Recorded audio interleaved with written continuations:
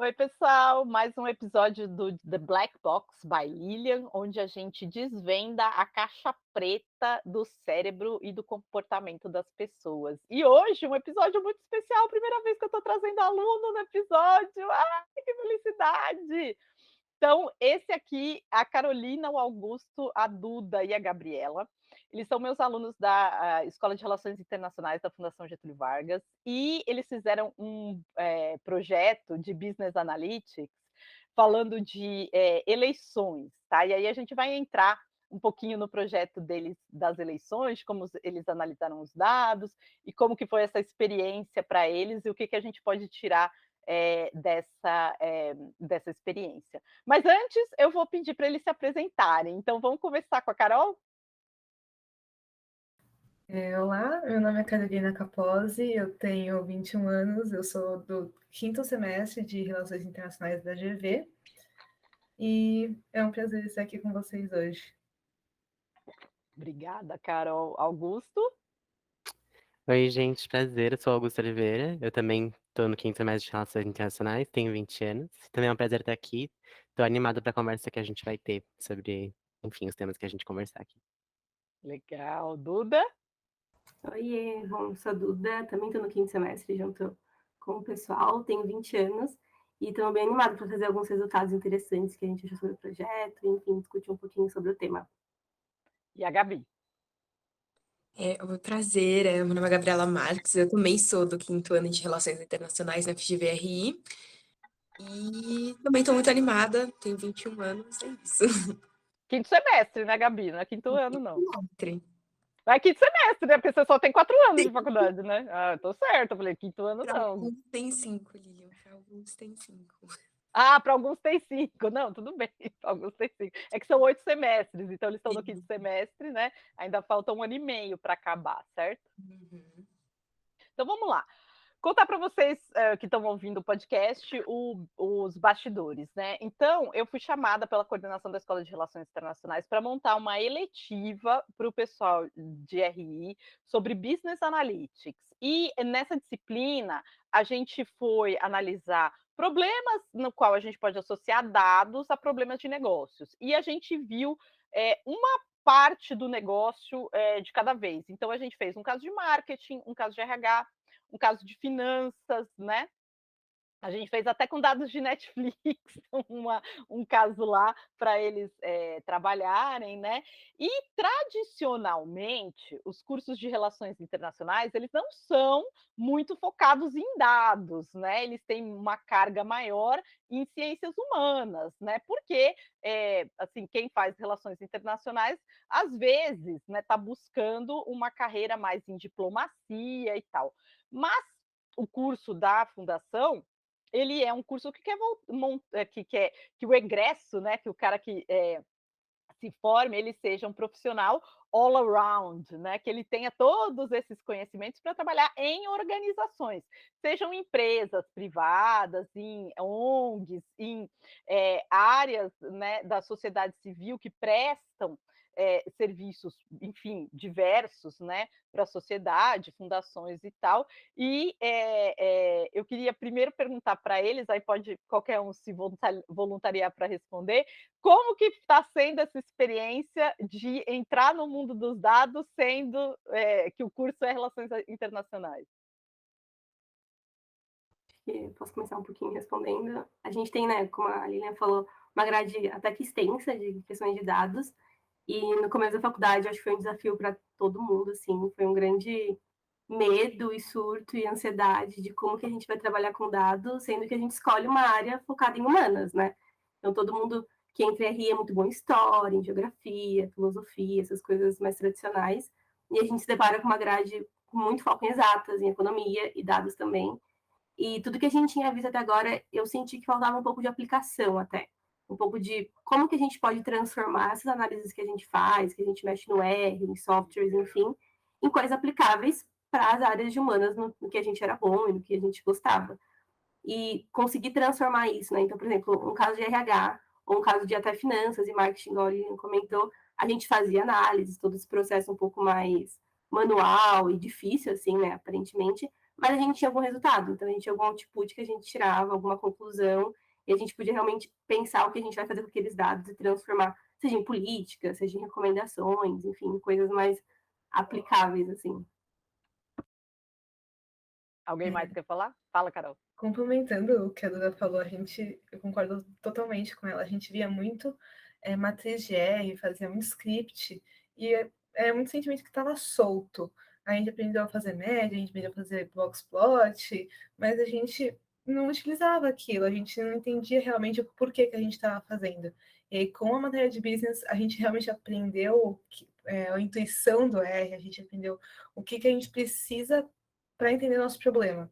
E aí, no trabalho final, que é o que a gente veio discutir mais para frente, a gente realmente conseguiu criar um script, e a gente pegou os dados, buscamos os dados nas fontes primárias, e transformamos no algoritmo, coisa que eu não imaginava que eu ia conseguir fazer isso no começo do semestre, porque eu não vi aplicação prática no RStudios, por exemplo.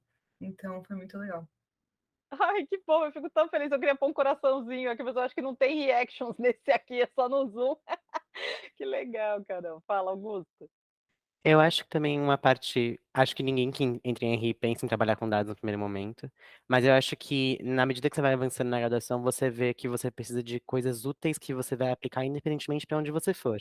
E saber mexer com dados e também saber mexer com qualquer básico de programação, não necessariamente aprender a programar, nossa, ou que nem um hacker e tal, mas saber programar o básico são ferramentas que você vê que conseguem ser úteis no seu dia a dia. Então, eu acho que o nosso projeto foi, assim, gratificante ver que a gente aprendeu alguma coisa nesse sentido, mas eu também comecei a perceber, nossa, como aprender a trabalhar com dados é estratégico, que requer uma análise que o perfil de RI também combina muito, porque a gente está acostumado a ver problemas gigantescos e tal, o que que você vai fazer, qual que vai, a partir disso, o que que você faz, sabe? Como você resolve esse problema? E dados são um meio que ajudam, então acho que quando você enxerga isso como uma coisa prática e você aprende a lidar com o que você realmente precisa, você tem análises muito mais completas, você consegue ser uma pessoa muito mais assertiva no que você faz. Então, para mim, sei lá, é só enxergar os dados como uma ferramenta porque eu gosto de estudar. E aí também foi legal aprender isso ao longo do semestre. Legal. Quer falar, Gabi? Eu ia falar mais ou menos isso que elas falaram, que no início foi realmente muito difícil, mas que depois é algo que ajuda muito a você entender, ter uma maior compreensão, assim, do mundo, né? Tanto, assim, daquele problema específico que você está olhando, mas de tudo. Pode ser qualquer tipo de problema, pode ser tanto um problema diplomático, de relação entre países, um problema de uma região, alguma coisa assim, no sentido de criar uma política pública, ou um problema de uma empresa, RH, marketing. Então, acho que acabou sendo muito útil e acabou me ajudando em todas as minhas outras matérias, mesmo matérias que são extremamente voltadas a RI, como Teoria das Relações Internacionais 4. Foi muito, muito bom, muito útil a matéria. E Eu vou também. falar. Ai, desculpa. Pode falar, Gabi. Eu também sinto que também me sinto mais preparada para o mercado de trabalho, assim. Só de poder, assim, colocar no currículo, tipo, sei fazer Power BI, sei mexer no R, análise de dados. Sem mentir dessa vez. Que legal. E olha, do meu lado aqui foi interessantíssimo, porque eu nunca tinha dado aula para alunos de relações internacionais, né? Eu já tinha dado aula para alunos de publicidade, de contabilidade, né? Mas de relações internacionais eu não conhecia. Ou seja, um curso que é mais de humanas, às vezes, pelo menos na minha visão também, ele era totalmente de humanas, né? E quando eu entrei na turma, eu falei assim, nossa, será que, né, vai dar certo esse negócio aqui? Não sei, né? E eu fiquei positivamente surpresa com a qualidade, assim, dos alunos e o quanto vocês me ensinaram de um monte de coisa que eu não sei nada, porque você está falando, por exemplo, teoria de relações internacionais. Ai, tem isso mesmo, gente, não sabia, né? Porque eu que sou de administração, principalmente na área de marketing, nunca soube que tinha essa teoria. Então, até para mim, agora, quando eu for pegar algum dado, e eu falei isso para vocês, né? A gente faz muito projeto na consultoria de internacionalização de empresas, né? De go-to-market, de entrar em outros mercados que eu não conheço, né? Que eu não tenho first-hand experience. Pô, já tem uma literatura enorme de relações internacionais para me ajudar nisso aí, né? Então, acho que precisa ser melhor conhecido, né? E antes da gente entrar no desafio, eu só quero que vocês falem um pouquinho de como que é programar, porque a gente viu aqui R, né? Eu lembro que eu falei para vocês um pouquinho de Python, né? Mas existem outras linguagens de programação que a gente pode entrar com mais precisão, com mais vontade nessa disciplina, né? Mas vamos falar de R, né? Os meus alunos, que já são mais antigos, né, quem vem no MBA e tal, eles falam assim: nossa, mas precisa aprender a programar? E eu falo assim: precisa, porque senão não vai conseguir fazer o que precisa. E aí eu quero que vocês falem como foi a experiência de alunos de relações internacionais de programar, se é uma coisa assim do outro mundo ou se dá para fazer. Ai, assim, vou começar falando, honestamente, no início foi, tipo, muito difícil, porque acho que não é uma coisa intuitiva, assim, para todo mundo. E como tem uma linguagem meio diferente, no começo parece muito, muito impossível. Sendo bem honesta, até cheguei a pensar em desistir. Eu fiquei tipo, meu Deus, o que é isso? Isso não é para mim, não era o que eu achei que ia ser. Mas, assim, né, continuando insistindo ali, você percebe que não era tão assustador quanto você achava que era no começo. Tipo, no começo parece que vai ser muito impossível, e depois você vai vendo. E depois que você entende a lógica, tudo fica muito mais fácil. Aí você consegue progredir muito rápido quando você entende o que é. Então, é gratificante quando você consegue fazer tudo. Então, no começo é mais assustador, assim, mas depois que você começa a entender, fica mais fácil, assim. Quando você tem mais prática, você fala, ah, então é isso que significa, é isso que eu tô fazendo. Ah, muito bom. Acho que um ponto legal, assim, também de trazer é que quando você entende a lógica, né, então um pouco do racional por trás, fazer é mais fácil. Então, hoje tem um monte de fórum na internet, um monte de gente para ajudar com a parte prática, assim, né, o código em si a escrever. Então, você tendo racional, entender o que você quer com o seu código, é mais fácil você reproduzir do que se você só começasse a digitar um monte de coisas e, tipo, esperar que aquilo dê certo. Então, acho que desenvolver essa mentalidade de como você quer e aonde você quer chegar é um dos pontos principais. Para depois fazer, você consegue procurar ajuda. Hoje no YouTube também tem muita, muita coisa. E acho que um ponto assim que eu levei para mim é vai dar errado, né? Tipo, a Lilian já falou isso muitas vezes e dá errado mesmo. E dá errado 1, 2, 3, 10 vezes, assim, e continua dando erro. Mas no final, você insistir o suficiente, você procurar as pessoas certas também, eu acho, para te ajudar nisso, vai dar certo, sabe? Alguma coisa vai sair dali. Então, é não se desesperar também. Eu acho que esse foi um ponto importante para a gente ao longo do curso como um todo e para o futuro também. Eu sou um pouco mais visual, então para eu conseguir entender o mecanismo do R, eu demorei um pouco mais de tempo. Eu precisei bastante das aulas do monitor, né, do Leandro, me ajudaram demais, porque eu realmente tinha essa dificuldade de conseguir enxergar no R o que eu estava fazendo para entender a lógica.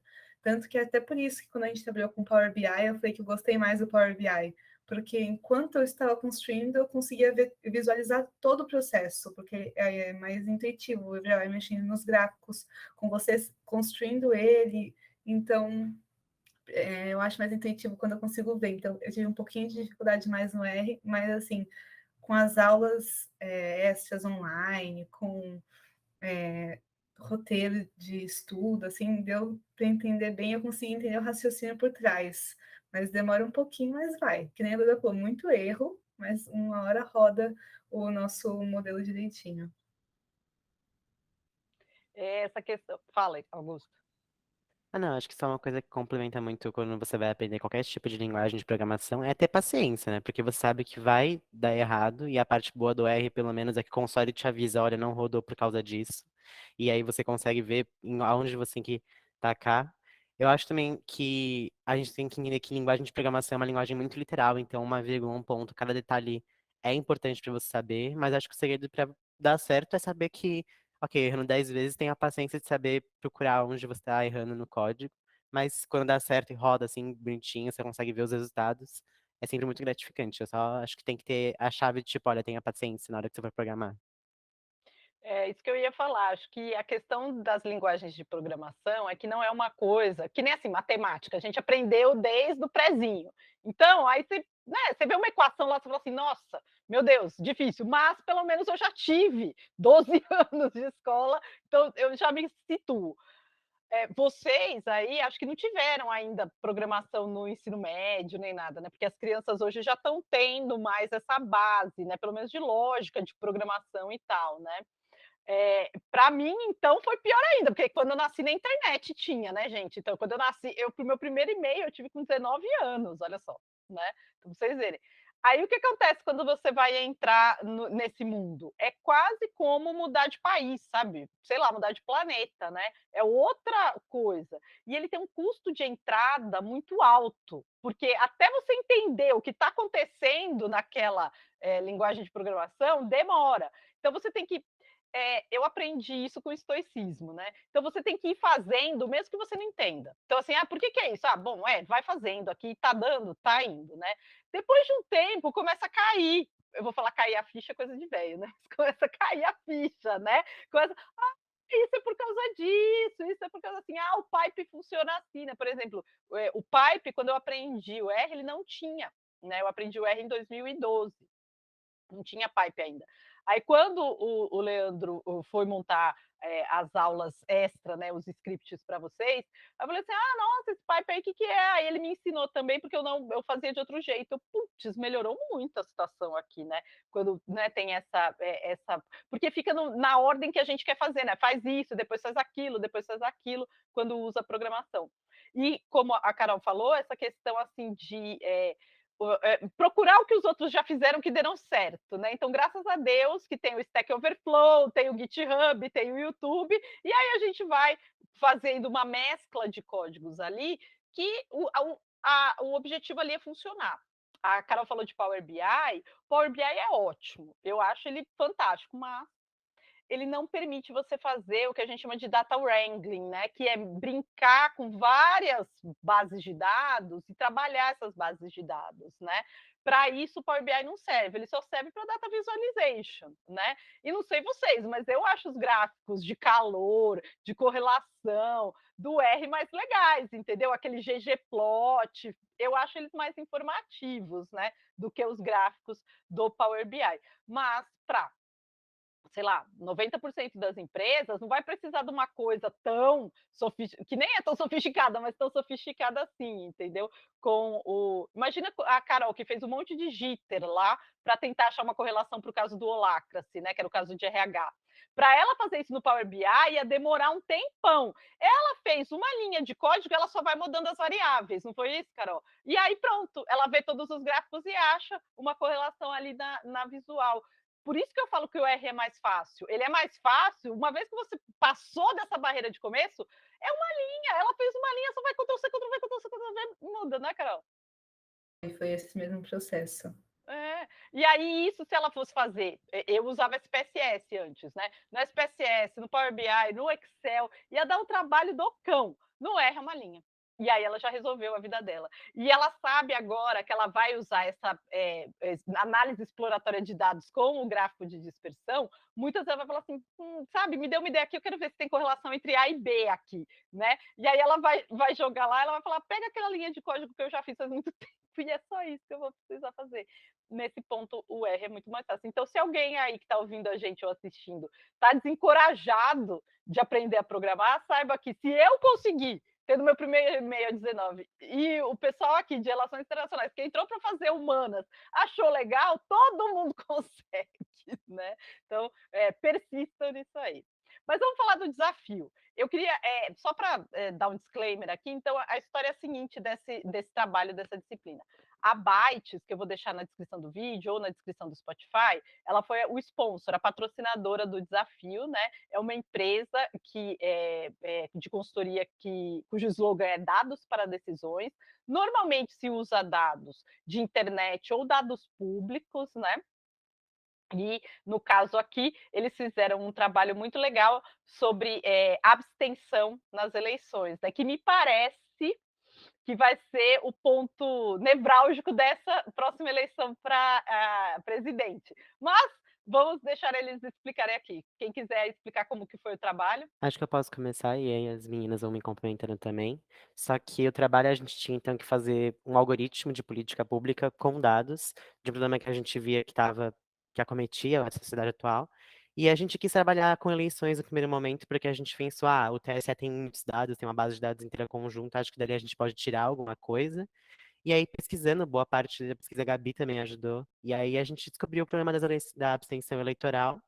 E pode parecer que, sei lá, é um problema muito trivial, que é essa decisão de não ir votar, mas que nas últimas eleições de 2020, não por causa da pandemia, mas as abstenções chegaram em 30% de todas, em São Paulo, 30,8%, né, do TSE. Então, isso são literalmente um terço das pessoas deixando de votar. E aí, as eleições se perdem boa parte do sentido que é o processo democrático ter representatividade da população. A gente, a partir disso, então, fez o nosso trabalho e os resultados que a gente chegou foram bem interessantes. Aí, enfim, meninas, se quiserem falar mais sobre. Eu só quero fazer uma complementação que o Augusto falou, porque eu estava discutindo isso com os amigos. Eu saí do trabalho lá, da apresentação de vocês, comecei a mandar mensagem no WhatsApp de um grupo de dados que eu tenho, né? E aí meu sócio está lá nesse grupo e estava falando assim, olha, pode ser que essa abstenção, ela não seja uniforme, né? Então, vamos dizer assim, todo mundo que se abstém de votar, iria votar igual, né? Então, assim, vamos dizer, se está dividido assim, 40% para o candidato e 30% para o outro, né? E o resto para os outros, né? Então, seria 40, 30, 30, certo? Da divisão dos votos. E aí vai dividir assim a abstenção? Provavelmente não, que eu acho que foi o maior insight do trabalho de vocês, né? Do tipo assim, pode ser, vamos imaginar, só para deixar mais fácil o raciocínio, que 100% dessas pessoas que forem se abster, todo mundo ia votar num candidato só. E aí isso vai prejudicar aquele candidato ou aquela pauta em específico, né? Acho que isso segue um pouco também como que a gente fez, né, a elaboração dos dados em si. A gente não pegou dados de algum lugar, a gente basicamente conduziu uma server para uma plataforma, que inclusive a Lilian indicou para a gente. Vamos explicar para quem não conhece o que é survey, Duda? É basicamente um questionário, né? Então a gente montou o questionário por N recomendações, a gente também trouxe um pouco do TSE, que ele já tem alguns questionários assim, então meio como referência de como elaborar e as perguntas certas a serem feitas. Mas a gente montou esse questionário e começou a divulgar, assim, loucamente por todos os grupos que a gente tinha e todas as redes sociais que a gente tinha, muito com medo de não conseguir um número relativamente bom de respostas, né? Então foi uma parte até que Você lembra como é o assim. nome dessa amostragem? Boa pergunta, se alguém quiser. É a amostragem bola de neve, né? Então, assim, para quem está ouvindo, né, quando a gente faz um questionário, que é o nome da pesquisa em português, seria levantamento, mas todo mundo usa o termo em inglês, é survey, né? Que é assim, eu passo um questionário e as pessoas respondem. O princípio de construção de questionário, normalmente a gente usar escalas já validadas, ou seja, perguntas e itens de resposta que alguém já utilizou, porque já validou aquele item, né? Ou seja, ele já foi usado várias vezes e mostrou que ele mede o que se propõe a medir, né? No caso que a Duda falou, é que eles usaram já perguntas e itens validados do TSE, mas quem conhece mais de eleição do Brasil que o TSE? Então, né, super pertinente utilizar aquelas questões, né? Mas, como a gente não tem verba para ir atrás dos respondentes, a ideia aqui era pegar uma amostra, não que fosse representativa, mas uma amostra que a gente ia descrever, uma amostra grande, para conseguir fazer os testes que eles queriam fazer. E eles fizeram essa amostragem bola de neve, que é como se fizesse assim, eu pego e mando para o Augusto tem 3 amigos, manda para 3, aí cada um manda para 3, vocês já vão vendo como vai exponencialmente, né, geometricamente crescendo, né? Esse é o tipo de amostragem bola de neve. E vocês conseguiram 420, não foi, se eu não me engano? Foi, a gente acabou fazendo as contas, né, os dados com 420.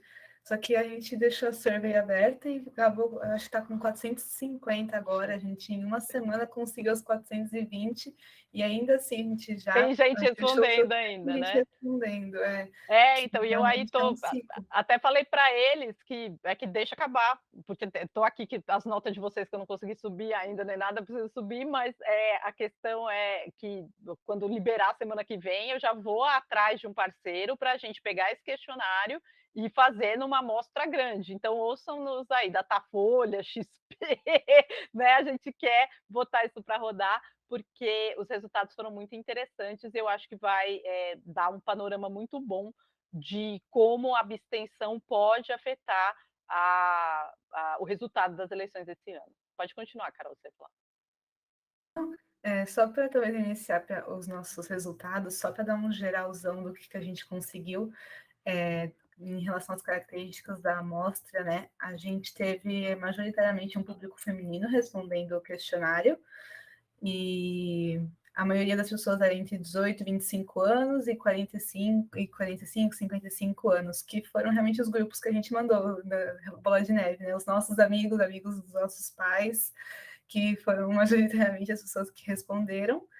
E questão de renda também ficou um pouco concentrado por ser de um ciclo só, então majoritariamente quem respondeu 27% mais ou menos dos respondentes são pessoas que recebem de 15 salários mínimos para mais, e majoritariamente moram em São Paulo, Zona Sul e Zona Oeste.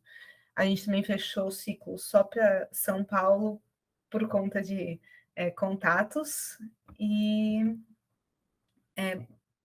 quanto à escolaridade, a maioria das pessoas ou está cursando ou terminou já o ensino médio e está cursando o ensino superior. E a parte interessante é a orientação política, por mais que seja num grupo relativamente pequeno de pessoas que a gente conseguiu respostas, ficou bem dividido. Ficou cerca de 1/3 para a direita, 1/3 para a esquerda, 1/3 para centro e 1% para a extrema-direita, 1% para a extrema-esquerda. Então, a gente conseguiu, de orientação política, um escopo bem grande de dados para a gente conseguir analisar mais para frente. E, no total dessas 420 respostas, 25% são de pessoas que falaram que não têm o hábito de votar nunca nas eleições, ou raramente. E aí a gente tentou buscar uma maneira de fazer com que essas pessoas vão às urnas nas próximas eleições, né? Criar um algoritmo para fazer com que essas pessoas, esses 25%, vão às urnas nas próximas eleições. Eu achei interessante o mindset de vocês em relação a isso, né? Porque eu sendo de administração, não é que eu nunca pensei num problema desse, mas nunca me preocupei com uma coisa dessa, assim, porque nunca foi da minha prática profissional, né? Então pensar, porque, como eu falei para vocês, o marketing ele atua na questão da persuasão, do convencimento, né? E o governo ele tem um poder de coerção, né? E o que ele usa é justamente a coerção, a questão da multa, a questão que se você não tiver o comprovante de votação, você não pode tirar passaporte, não pode prestar concurso público, esse tipo de coisa. Mas a gente que é de marketing, principalmente quem é de marketing social, né, que é essa parte de marketing para setor público e sociedade civil, eles advogam, né, e lutam para que o setor público utilize mais marketing nas suas ações, né? E essa questão da abstenção, quando a Carol, não sei se todo mundo prestou atenção, mas ela falou um negócio muito legal, que é assim, ó, se as pessoas não forem votadas, tipo, o número que o Augusto deu, quase 40% das pessoas não vão votar, né? Eu não tenho representatividade no pleito. E isso não é bom, né? Lógico que isso não é bom, porque a gente quer que. Aí o que vai acontecer? O cara que foi lá eleito, ele não representa os cidadãos, gera uma instabilidade política, porque quem está sendo governado está insatisfeito, porque aquele cara lá não representa, né? E gera todo um problema de legitimização do processo, né? Que pode descambar, e isso vocês tudo melhor do que eu, em outras coisas, né?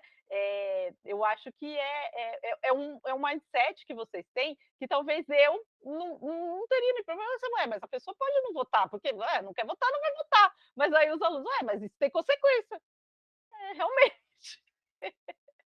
Vocês querem falar um pouquinho disso?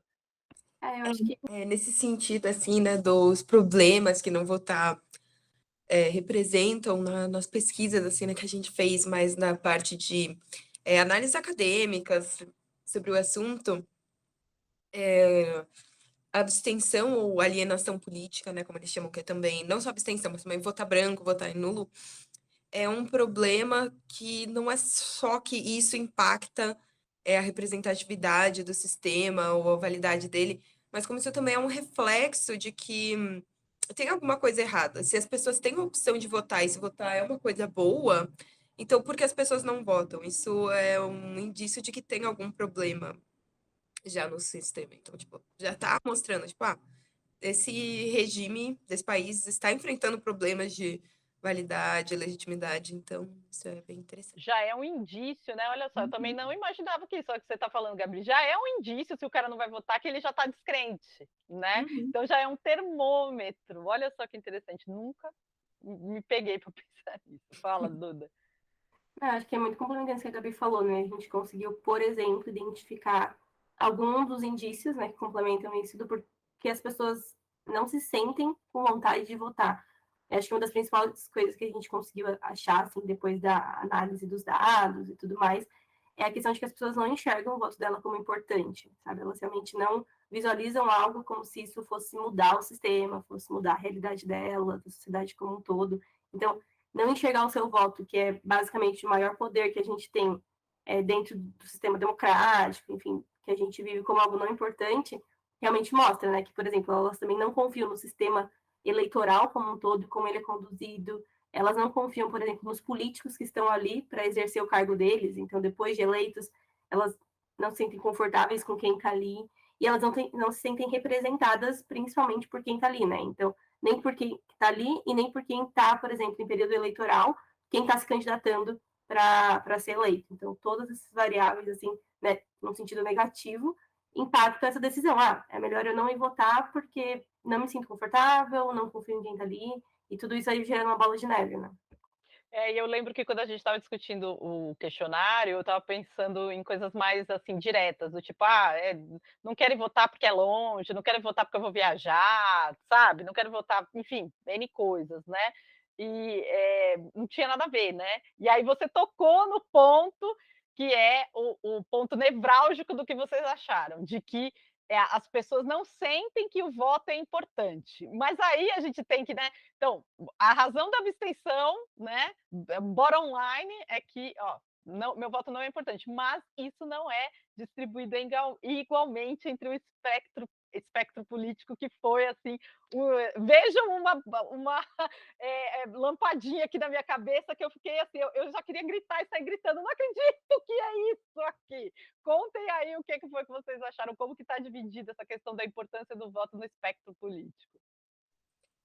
Então, depois que a gente identificou esses maiores problemas que as pessoas sentem, que levam elas a não votar, que é tudo isso que a Duda falou, mas principalmente não acreditar na importância do voto e não confiar nos políticos, a gente, né, fez uma análise de dados, assim, para ver quais fatores demográficos mais impactavam isso. E o que mais coisas que também impactaram foi idade, pessoas mais velhas acreditam que o voto delas são mais importantes, mesmo gênero e grau de escolarização, mas a descoberta mais assim, né, diferente, né, que a gente achou que foi um pouco mais contraintuitiva, foi a questão da orientação política. Basicamente, o que aparece né, na nossa análise é que quanto mais perto a pessoa está do centro, menos ela sente que o voto dela é importante. A gente tinha uma pergunta que era qual nota, numa escala de 1 a 10, quanto você sente que o seu voto é importante.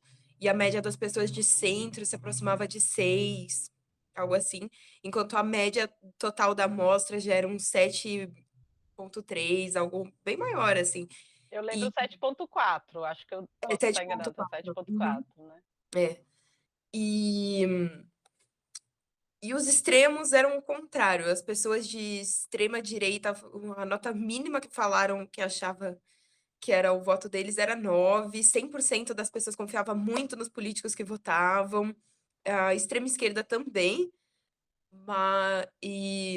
tanto a direita quanto a esquerda tinham valores mais altos do que o centro, mas a direita acreditava mais na importância do voto deles, o que foi geralmente, né, é um pouco contraintuitiva. Geralmente a gente pensa que a esquerda está mais engajada politicamente, mas a gente achou que não. E eu acho que pensando, né, hoje em dia, isso faz bastante sentido, porque se a gente vai pensar no cenário político brasileiro, sem querer ter nenhum juízo de valor quanto a isso, mas geralmente os eleitores do Bolsonaro, né, eles acreditam muito nele, eles gostam dele, eles continuam votando. Claro que teve pessoas que votaram e depois falaram, não devia ter votado, me arrependi, mas tem muita gente que fala, não, que bom que eu votei nele, eu vou votar de novo, tá certo. Então, acho que, apesar de eu nunca ter considerado isso antes, agora que eu vejo isso faz sentido. Então é isso, quanto mais próximo do centro, e acho que o centro-esquerda ali são as pessoas menos motivadas a É, quer falar um pouquinho, Augusto? Que Augusto? Eu acho que só teve uma aula, inclusive, que você falou, Lilian, uma coisa que eu concordo muito, mas que os nossos resultados também mostraram, muito é um indício da polarização política do Brasil, né? Então a gente tem dois grupos que pensam oposto, mas que são grupos muito coesos, muito organizados e que realmente têm valores muito parecidos e que confiam no voto que fizeram.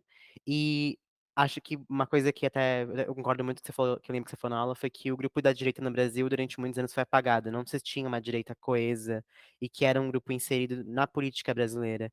E desde o Bolsonaro não surgiu em 2018. O Bolsonaro vem de antes disso, o trabalho dele no parlamento, das discussões que ele tinha ao longo do Brasil, em que ele fazia campanha política. Esse grupo vem crescendo desde muito antes. E hoje, se a gente quiser que o jogo político tenha algum tipo de movimentação e seja um jogo de debate, a gente tem que inserir as pessoas, independentemente da opinião política, no debate político. E acho que isso também mostrou que muito a polarização, sabe? A gente tem lados que pensam muito diferente, mas que tem um. Eu tô pensando na palavra em inglês, attainment, né? Tipo, são muito bem agarrados ao que acreditam. Agarrados. E pra mim foi chocante pensar isso, mas também que fez muito sentido. Foi uma dinâmica que falou, faz muito sentido nisso, né? E acho que até o Manuel também falou do tema do eleitor médio, que hoje o Bolsonaro deve estar com uns 23, 24% dos eleitores fiéis a ele, e que a esquerda também deve estar em torno de uns 15, 16. E aí a gente tem ainda, não sei fazer a conta, mas sei lá, mais de 40% dos eleitores que esses dois lados têm que conquistar para conseguir chegar nos 50% de voto. É, Então, e essa esses dinâmica que mostra. 50% são normalmente de centro, que não acham que o voto deles importa muito. Então ele fala assim: o meu voto, e eu mostrei até para vocês alguns memes que estão circulando na internet, do tipo churrascar e anular, né? Outro que está circulando é assim: ah, o voto, cada voto, se você dividir o seu voto pelo total de eleitores, o seu voto não impacta nada mesmo, né? Dá 0,0000 qualquer coisa da eleição. Mas se todo mundo pensar assim, ninguém vai votar. Aí a gente fecha a eleição com voto, né? Então, tem esse viés aí que mostra um descontentamento e um desengajamento mesmo. Porque quando você fala que os extremos eles são atent, né? Então eles são engajados, eles estão assim inseridos nessa luta, né? E já o centro ele está desengajado, ele está assim, meu, isso aí não importa para minha vida, o meu negócio aqui é trabalhar, ganhar meu dinheiro, eu estou preocupado com o que eu vou almoçar, com o que eu vou jantar, eu não estou preocupado com política. Só que isso traz consequências de que o extremo fica mais relevante, né? E o centro não engaja e cada vez mais a discussão política fica mais polarizada, né? Carol, você queria falar alguma coisa? Não, eu tava concordando com vocês mesmo. Então, e aí eu queria trazer isso aqui que o Augusto falou, porque era justamente o que eu ia falar dessa questão de entendimento, né? Ninguém aqui está falando para ninguém ter opinião política. Eu falei para eles isso várias vezes durante. Pô, você pode ter sua opinião, né, a sua. Mas quando você está analisando os dados, o seu objetivo ali é tentar entender o porquê aquilo acontece. Eu estava conversando isso com uma pessoa esses dias. Eu falo assim: ah, por que você está estudando isso? Eu falo assim: olha, se eu estivesse estudando o câncer, eu não sou pró-câncer, entendeu? Viva o câncer, não é isso. Eu estou tentando entender por que aquele câncer acontece. Porque se eu entender como acontece, eu posso ver quais são as consequências de coisa A ou B, certo? Na eleição é a mesma coisa. Ninguém aqui está dizendo que eleitor de direita ou eleitor de esquerda é bom ou ruim. Esse espectro político existe, está dado, e a gente tem que colocar todo mundo na roda para discutir, para a gente ter um país com políticas que ajudem a maioria da população e não excluam ninguém, né, do jogo político. Então, o que o Augusto falou é assim: ó, a direita existe e não é da pesquisa dele esse dado, mas o Brasil é um país conservador, né? A gente tem que entender como que o eleitor conservador pensa e até onde ele pode ir para colocar pautas que interessam em questão de igualdade. Por exemplo, a gente estava antes nos bastidores falando de feminismo, igualdade de gênero, de orientação sexual, né? Então, uma parte da população tem essa preocupação e ela não vai ser excluída só porque a população brasileira ela é conservadora, não. Mas até onde a gente pode ir, como a gente convence melhor esse eleitor dessa pauta. Pelo menos numa perspectiva de marketing, o jeito que a esquerda historicamente se coloca essas pautas, ela acaba afastando a direita de pautas que talvez a direita até tivesse alguma alguma simpatia por elas, né? Não seria contra. E, aliás, a direita brasileira ela é tão a favor de Estado, de bem-estar social, quanto a esquerda nesse ponto. Nesse ponto, elas se igualam, né? Elas não são. O centro é que fica mais perdido ali. E uma coisa que o Manuel da Bytes, que está aí na descrição do comentário do vídeo e do áudio, falou, é que o centro não sei se vai conseguir ter tração nessa eleição presidencial, porque os eleitores estão desengajados. Então, chega uma pessoa lá com uma pauta bem moderada, do tipo: olha, pessoal, a gente precisa dialogar, a gente precisa tal. Ela não vai engajar, porque um lado da esquerda e da direita estão gritando com o outro e fazendo as paixões inflamarem, né?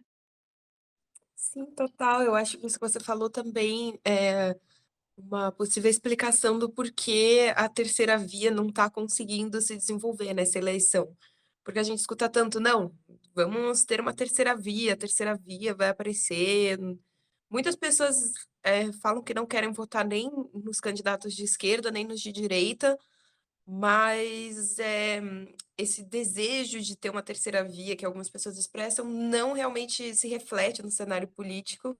Muitas vezes porque, apesar da pessoa queria que tivesse outro candidato, a pessoa não está super engajada para procurar outros candidatos e votar.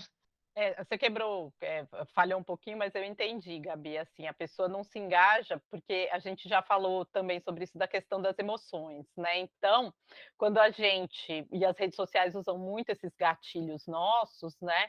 A indignação, ela é um gatilho muito forte para os eleitores e os telespectadores e os internautas se engajarem com o conteúdo. Tá aí Datena e polícia 24 horas e tal, que não me deixa mentir, né? Esse tipo de conteúdo que eu não preciso falar que é sensacionalista, porque é só um conteúdo que gera uma indignação terrível, né? Então ele vai para um lado. E tem a indignação do outro lado também, né? E isso acaba engajando mais as pessoas do que falar assim, gente, vamos olhar para o negócio de um jeito mais nuançado, né? Será que diminuir a maioridade penal vai ajudar ou vai atrapalhar, né? Porque a maioria dos crimes cometidos pelos presos que estão presos hoje em dia não são crimes de grande violência, são assim, posse de uma pequena quantidade de droga, né? Esse tipo de coisa que, né? Talvez não seja bem isso que as pessoas estão pensando. O que elas estão pensando é aquele negócio da machadada, do não sei o que está aparecendo no Datena, né? E não é bem isso que é a maioria, né? Dos crimes que acontecem. E a gente precisa de estudos como esse que vocês fizeram, que mostrem como eu engajo as pessoas nesse centro, ou como que eu engajo as pessoas para ter como o Augusto muito bem falou, um diálogo entre todos os setores do espectro político. Não é que eu quero excluir nem extrema esquerda, nem extrema direita, nem esquerda e falar fica o centro. Não, é colocar todo mundo na mesa para a gente chegar numa solução. Do jeito que está hoje, com o estudo de vocês, a gente está vendo que existe uma intenção de voto entre esquerda e direita e o centro desengajou, simplesmente falou assim, não vou jogar, não vou descer para o play, vocês jogam aí e eu não vou jogar. E como a Carol falou no começo, isso é ruim para representatividade do pleito e para a legitimidade do sistema político como um todo, né? A gente não sabe qual pode ser a consequência se acontece alguma coisa, né? Porque eu nunca imaginei que eu, na minha vida, fosse passar por 2 impeachments, né? Foi um acontecimento, o impeachment do Collor, né? Logo depois do fim da ditadura. Vocês não lembram disso, mas contar a história de velha aqui, né? O Collor ser eleito, a eleição, e era Lula versus Collor, mas tinha uma representatividade, porque eram muitos figurões de política no Brasil competindo naquela eleição. Então tinha Mário Covas, tinha Brizola, uma hora até o Silvio Santos entrou e depois saiu, né, naquela eleição de 89, né? Então era um momento de grande engajamento político na população brasileira. Eu imagino que todo mundo, eu não votei porque eu era eu tinha menos de 10 anos, mas enfim, minha mãe me levou, né? Foi um acontecimento muito legal, assim, porque imagina, viveu, sei lá, 30 anos de ditadura, aquilo ali foi um acontecimento realmente, né? Mas parece que ao longo desses 30 anos depois da democratização, essa confiança no pleito e no sistema foi caindo, né? Nenhum político fora Bolsonaro surgiu novo. Vocês concordam comigo? Porque a gente tem Lula, né? E a gente tem Bolsonaro, que é um novo ali, mas o resto é tudo gente daquela época, entendeu? Quem morreu, morreu, né? Então, assim, Covas morreu e tal, mas o Geraldo Alckmin é o filho político, né? Do Covas. Então, eu realmente não. Vocês que têm a solução, eu não entendo nada de política, eu não estudei para isso, né? Não é minha área de conhecimento, mas deve ter experiências de outros países que fugiram dessa sinuca de bico que a gente está vivendo agora e conseguiram ser mais inclusivos e representativos na sua população, né? Pergunta difícil, vocês conseguem pensar em algum? Eu não pensei necessariamente num país, mas acho que algo importante da gente trazer, assim, né? É ok, a gente entendeu que, por exemplo, o centro não está muito engajado. Aí eu acho que traz um pouco do que a Lilian falou, né? A gente também não consegue trazer um nome de centro que se fixe ao longo do tempo. Porque surge um em uma eleição, ele não é eleito, ele fica com 3%. Aí surge na outra 5%. Mas nunca passa sobre isso. E as pessoas que tendem a se posicionar como centro, elas não permanecem ao longo das eleições também. Então, acho que, né, para próximas pesquisas, não necessariamente nossa aí também, mas é entender, por que essas pessoas não estão ficando nas eleições, aquelas que já estão se posicionando como centro, e como que, mesmo elas tendo pautas mais moderadas, como que elas vão tornar as pautas delas interessantes o suficiente para o centro se engajar, que daí é o que volta no que a gente está falando, né? E a gente pode ver um pouco sobre experiências, assim, né? Por exemplo, na Europa agora, a gente está tendendo a ver eleições cada vez mais extremas, assim, a gente está tendendo a se desviar cada vez mais do centro, né? A gente teve eleições agora na França com uma candidata de extrema-direita, e que, assim, não ganhou, mas foi uma eleição muito movimentada, e que isso gera insights para a gente também, né? De como será que vai ser a tendência no Brasil. A gente vê uma eleição mais polarizada esse ano, daqui 4, como que vai ser, daqui 8, como que vai ser, será que essa é a tendência? E, né, espero que não seja, e a gente, né, tende a querer pessoas mais diversas e pessoas mais moderadas, mas como que a gente traz essas pessoas para o eixo político e para que elas se consolidem também, né, dentro do país. Você colocou muito bem essa questão e a gente não tem uma resposta para isso, porque existe a hipótese de que esse problema de extremismo no mundo todo foi causado pelas redes sociais, né? E aí entra o meu conhecimento de redes sociais, né? O algoritmo, ele não faz isso intencionalmente. Ele coloca para a gente o conteúdo mais extremo porque isso vai fazer a gente ficar horas brigando na rede social, ou não acredito que isso aconteceu, compartilhando o vídeo e tal, né?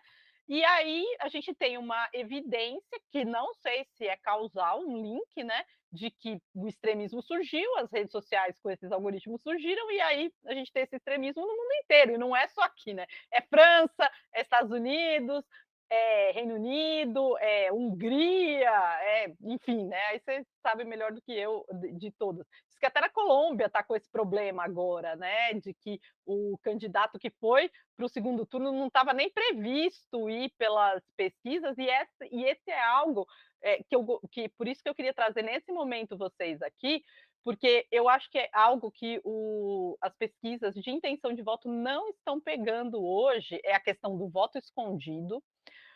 Porque em certos círculos não é aceitável você falar certas coisas, e eu acho que isso induz a extremismo, sabe? Então eu fico imaginando, na Fundação Getúlio Vargas, se alguém abrir a boca e falar assim, eu sou de direita extrema, e enfim, eu não sei se ele vai se sentir incluído ali no grupo, porque é um ambiente muito mais moderado, entendeu? dentro da fundação. Da mesma forma que se você for para sei lá, uma periferia num culto muito tradicional de domingo, você falar que vai votar no Lula, acho que não vai dar muito certo, sabe? Porque as pessoas estão com baixíssima tolerância para esse tipo de coisa, né? Porque eu acho que é tudo levado pelas, minha hipótese, tá? Redes sociais. Mas como é que a gente volta o pessoal eu acho que o trabalho de vocês trouxe isso para vocês, para mim também, de mostrar assim, olha, vamos olhar o todo e vamos botar essas pessoas na mesa, né? Eu posso não concordar com o jeito que você fala, com o que você fala, mas você é um cidadão desse país como eu e a gente precisa entrar num acordo aqui de como que a gente vai fazer, porque senão vira tudo fissão, né? Brexit e os Estados Unidos está nessa agora. Separa os coast do meio, né? A resposta para isso não é separar, né? A gente pensou em justamente não separar, juntar, mostrar para a pessoa o porquê que é importante ela participar da discussão, né? A gente pensou em divulgar e reforçar alguns relatórios que o próprio TSE tem na hora que a gente estava fazendo a pesquisa, a gente achou muita coisa, mas a não ser que você pare para pesquisar sobre, você não vai encontrar, e muita gente não vai parar o dia para pesquisar quão importante é o votar. Não, ela precisa receber essa informação de uma maneira natural e orgânica para que ela vá absorvendo até chegar na eleição e realmente se sentir engajado para participar. Então, a gente pensou em justamente divulgar para as pessoas a importância a partir de relatórios, deixar mais acessível em vagões de metrô. A gente sempre está reparando no que está escrito nos vagões de metrô, naqueles estandes que tem na rua, todo mundo está sempre olhando. Então, deixar alguns dados eleitorais mais interativos, mais visuais para as pessoas. E a gente pensou, basicamente foi essa a nossa ideia de projeto, deixar mais exposto o problema para as pessoas. Perfeito, e eu acho que o jeito que vocês acharam é muito melhor do que aconteceu essa semana, não sei se foi essa na passada, do Thiago Leifert, né? Que foi no podcast do Rica Perrone, agora não sei falar o segundo nome dele, e falou que ele ia votar nulo, né? E um segmento da internet foi em cima do Thiago Leifert, falando que eu já se viu, não sei o que, não sei o que lá. Ao invés de você demonizar o cara que vai votar nulo, você fazer esse tipo de campanha falando, olha, né? Por que é importante, o que acontece com essas coisas, porque as pessoas ainda têm a ideia de que se votar nulo, o pleito vai ser revogado, enfim, né? Vão fazer outro pleito e tal, e não é assim, né? Eu acho que isso é um jeito de você conversar com o centro desengajado, porque o centro desengajado está nessa. Vou votar nulo, vou votar branco, eu vou churrascar, entendeu? Não vou. A questão não é que ele não vai votar no seu candidato, seja direita ou esquerda. Ele não quer votar em ninguém, né? Ele não está ali. E aí, esse é um jeito contraproducente de convencer alguém. Já pensou eu chegar para vocês e falar assim, ó, vocês vão fazer isso e pronto, acabou? Você vai falar, pô, peraí, né? Acho que tem... E a ideia de vocês foi muito... eu acho que inclusiva e para todo mundo, como vocês falaram, metrô e tal, não é só na classe A e não é só, é para todo mundo realmente se engajar.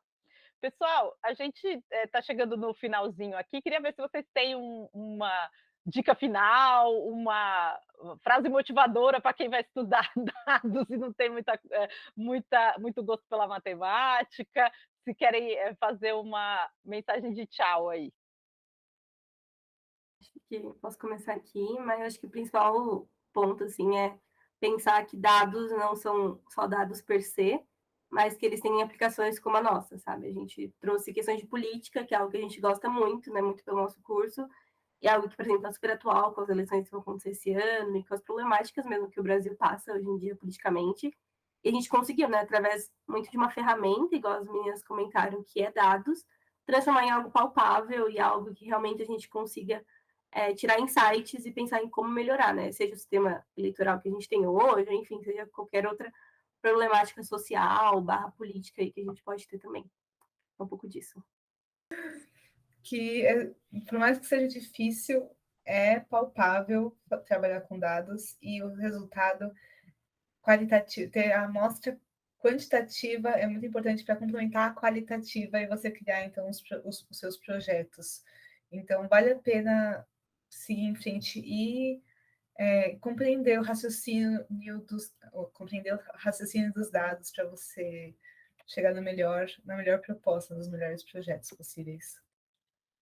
Acho que só uma mensagem final que eu também sempre penso é que dados estão ali, só que quem infere é você. Então você usa eles como uma ferramenta para comprovar aquilo que você quer tentar comprovar.